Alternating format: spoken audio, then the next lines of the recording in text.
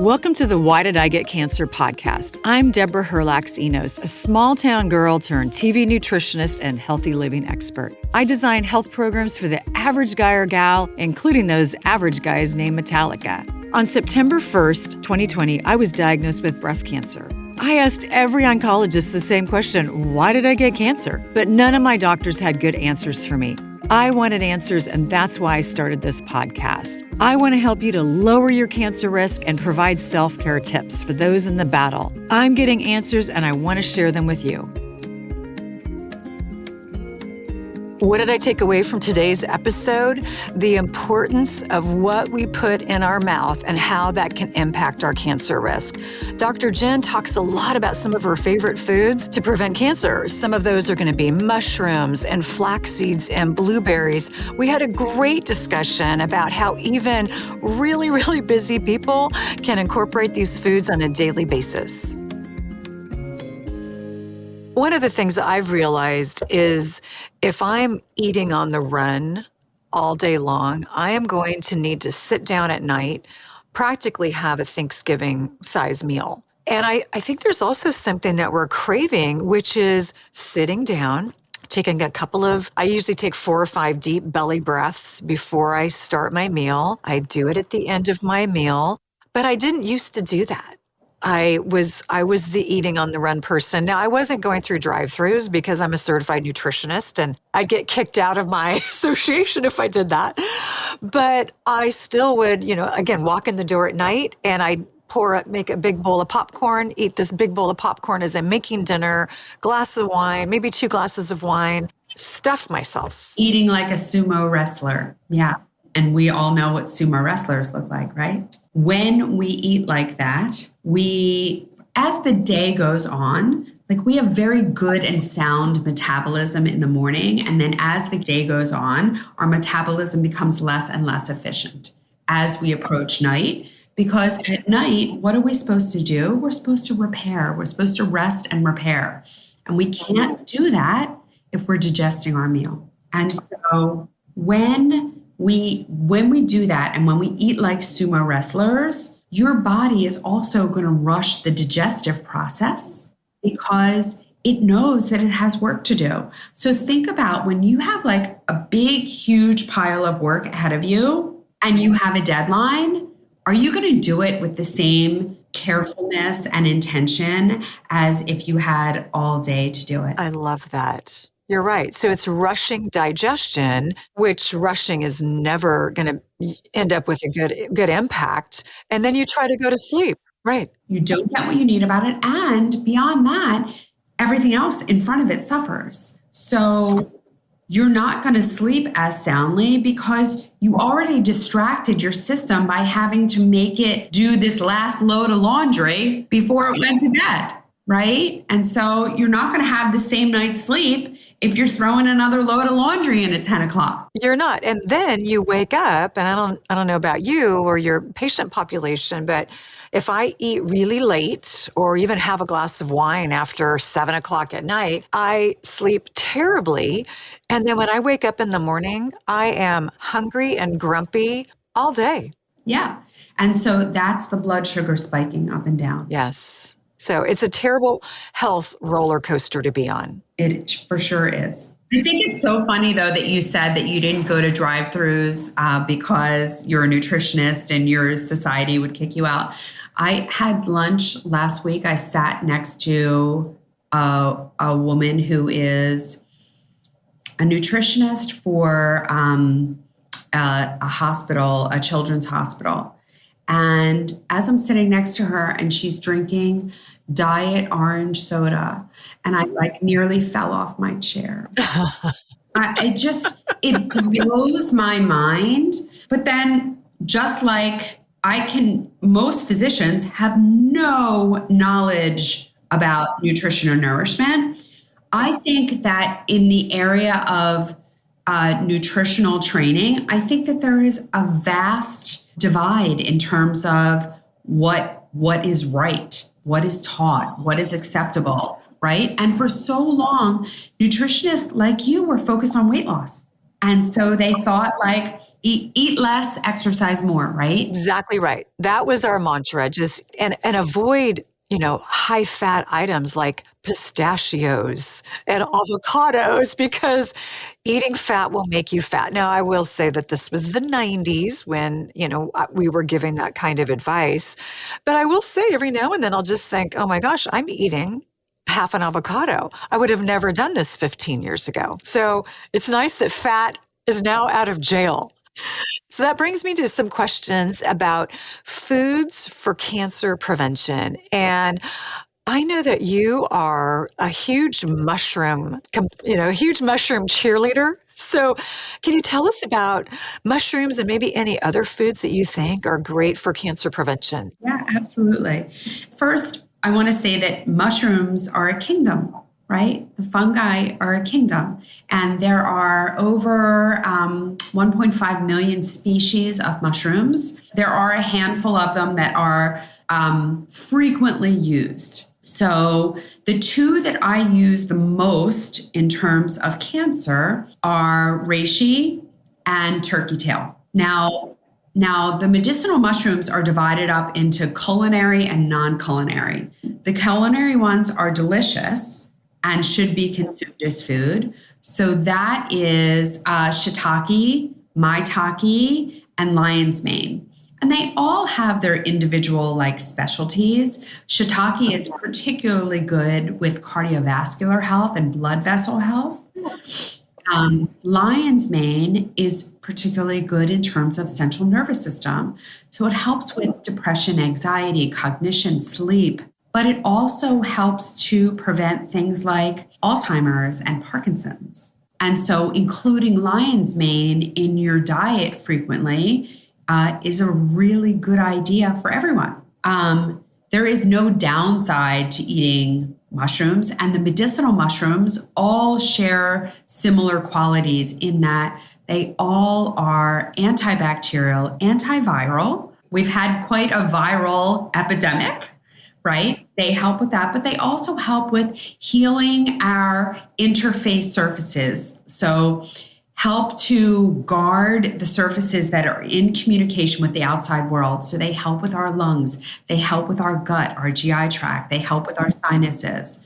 And then they also help with blood sugar, with blood pressure. And so they're really, from a genetic standpoint, I think we are closer to mushrooms than anything else.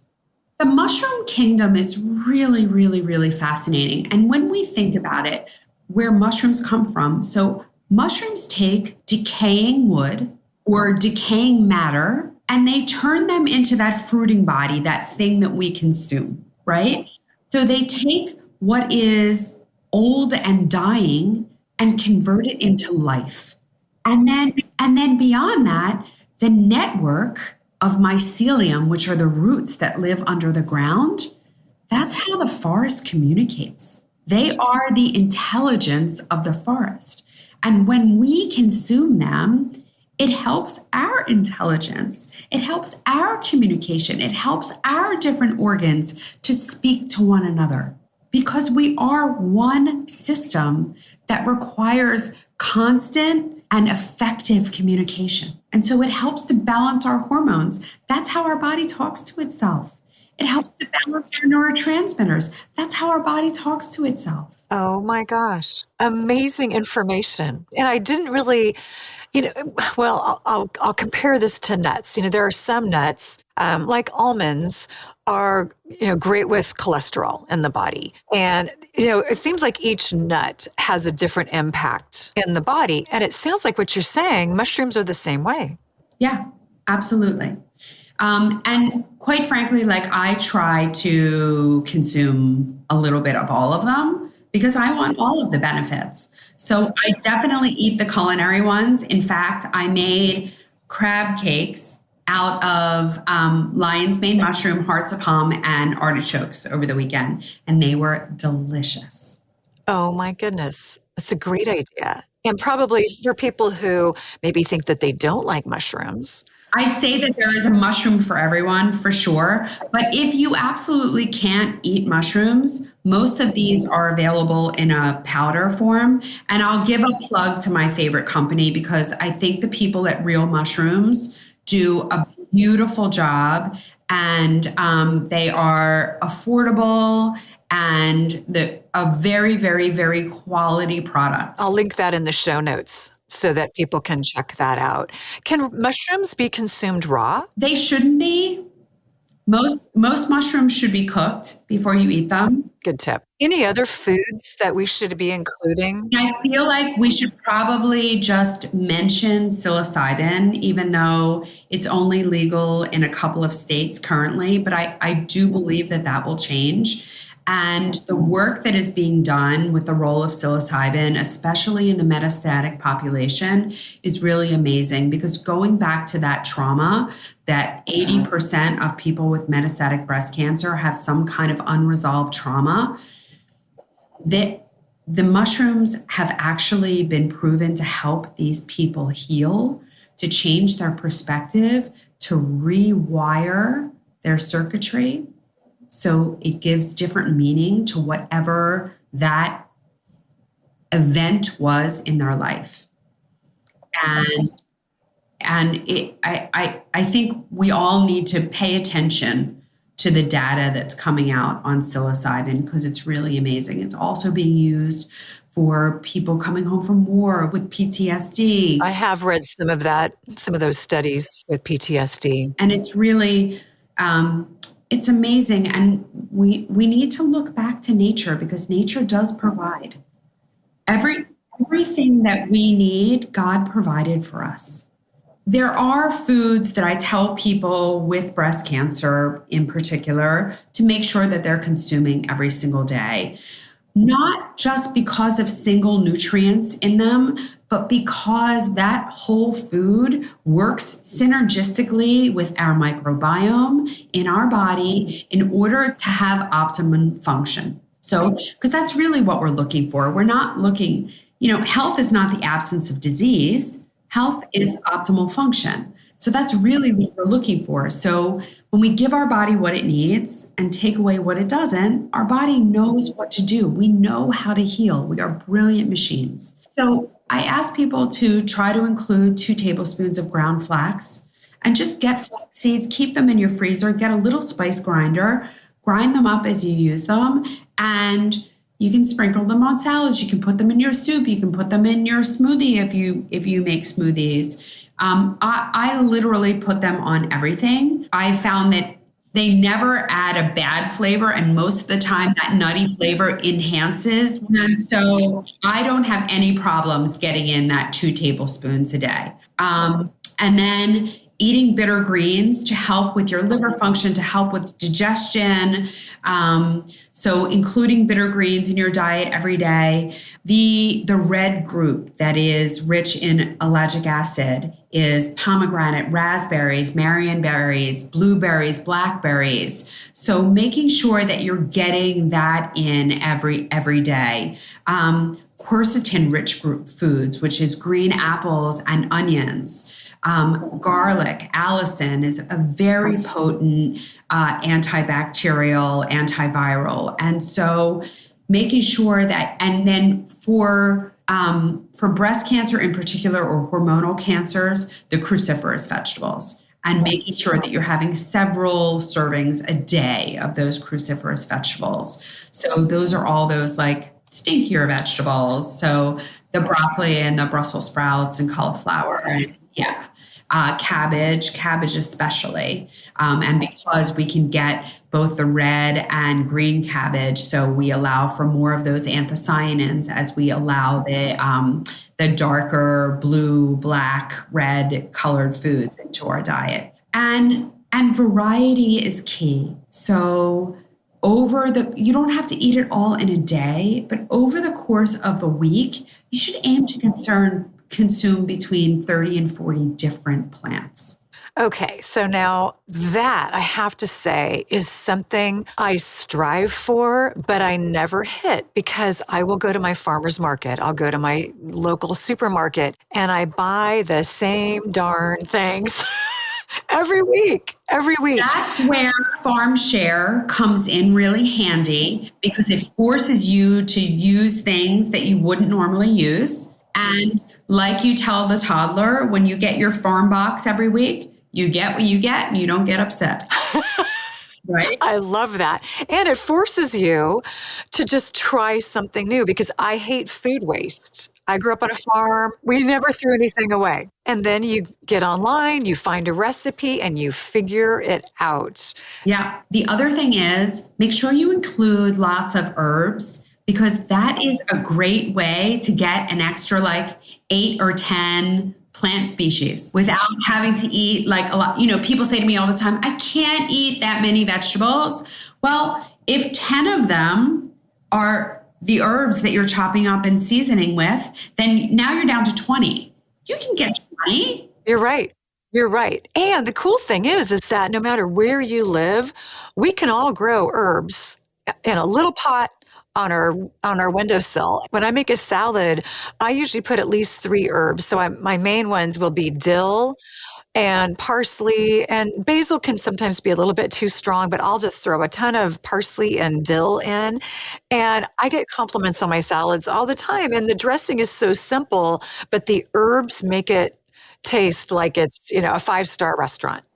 Yeah, my go-tos are tarragon, and I happen to love cilantro. Now, I know not everyone does, but I love cilantro. So I put cilantro in nearly everything. And like I make this hummus that has so many herbs in it that it's literally green. And it's so delicious. You might have to share a couple of your recipes. And if you're willing, I'll put them in the show notes. I have a cookbook that's coming out. So it's called The Recipes of Real Health MD. And we are in the process of publishing it now, but it is, we have a downloadable version, but I want to get people a printed version because I think most people appreciate a physical cookbook.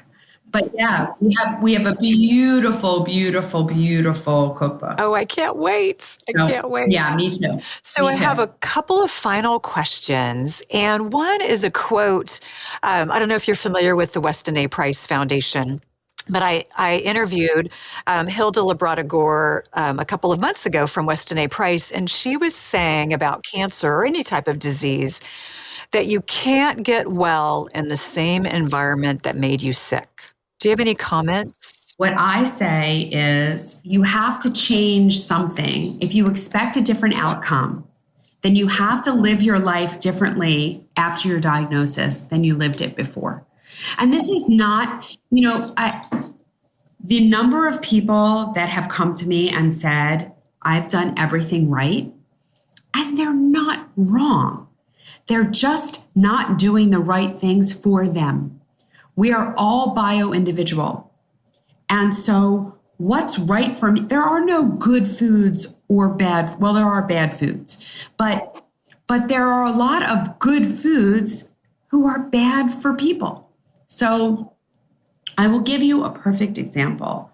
There are foods that I simply cannot eat. And I love them. I don't get like stomach aches from them or anything like that, but I wake up the next day and my hands are swollen and my eyes are swollen shut and I cannot eat them. I cannot eat raw tomatoes. Now you can argue that tomatoes are tremendously healthy. Stephen Gundry would tell you to take the skins off and take the seeds out, but that lycopene is really important. But if I have tomatoes, I wake up the next morning and my hands are swollen and my eyes are swollen. Now, does it mean tomatoes are bad? No, of course tomatoes aren't bad. And does it mean that I was doing everything right? Yeah, I thought I was doing everything right. Right? I thought I was doing everything right too, and I got sick. So when we receive a diagnosis, as hard as it is, it's not a blessing. It's never a blessing. But it is an opportunity to take stock and do something differently than you were doing before. Because what you were doing before is not working. And I couldn't agree more. And I will say that cancer was probably the best thing that ever happened to me. Now I can say that a year and a half after diagnosis. Right. That's not something that you're going to say while you're in treatment, right? It's horrendous and all the surgeries and all the things. But now looking back, I love myself so much more than I did before cancer. And I have better boundaries with people. I have better boundaries with everything. And my attitude is just so different now than before cancer. And I've always been a really happy person. I'm blessed with that. But I'm different now. I'm happy and more confident. And if you can have the strength and the fortitude to look in and look for the opportunity and look for the message, look for what your cancer is trying to tell you.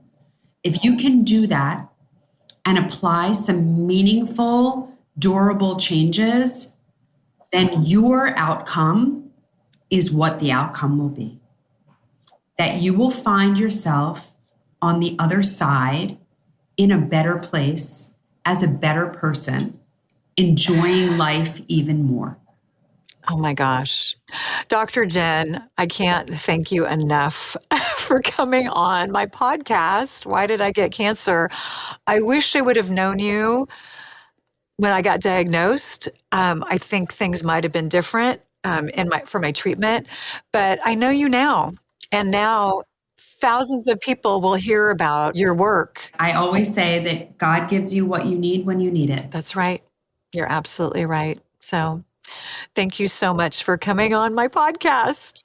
It's my pleasure. So nice to be here.